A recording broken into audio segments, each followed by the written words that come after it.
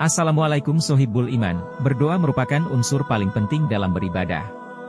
Salah satu utusan Allah, Nabi Yunus alaihi salam pernah memanjatkan doa kepada Allah agar diberi jalan keluar dari kesulitan hidup dan sebagai bentuk taubatnya kepada Allah. Allah Subhanahu wa Ta'ala berfirman dalam Quran Surat Al-Ghafir ayat 60. Dan Tuhanmu berfirman, berdoalah kepadaku, niscaya akan aku perkenankan bagimu. Sesungguhnya orang-orang yang sombong tidak mau menyembahku akan masuk neraka jahanam dalam keadaan hina dina.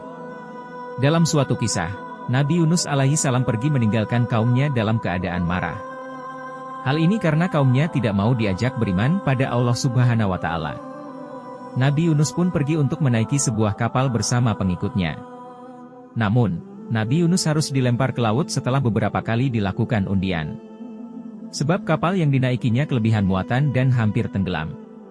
Selanjutnya, atas izin Allah Subhanahu wa Ta'ala ia diselamatkan dengan ditelan oleh ikan yang sangat besar, tetapi tidak sampai menghancurkan daging beserta tulangnya.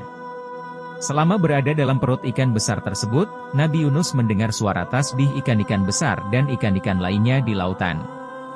Bahkan ia mendengar suara tasbih telur ikan yang tidak terhitung jumlahnya. Nabi Yunus sempat mengira dirinya meninggal.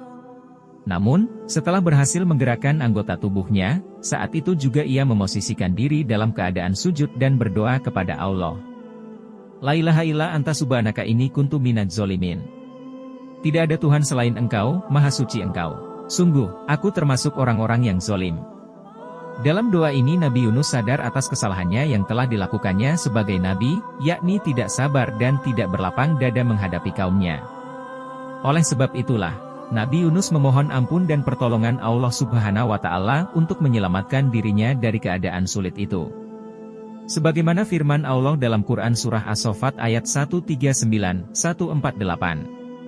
Dan sungguh, Yunus benar-benar termasuk salah seorang Rasul, ingatlah ketika dia lari ke kapal yang penuh muatan, kemudian dia ikut diundi ternyata dia termasuk orang-orang yang kalah dalam undian.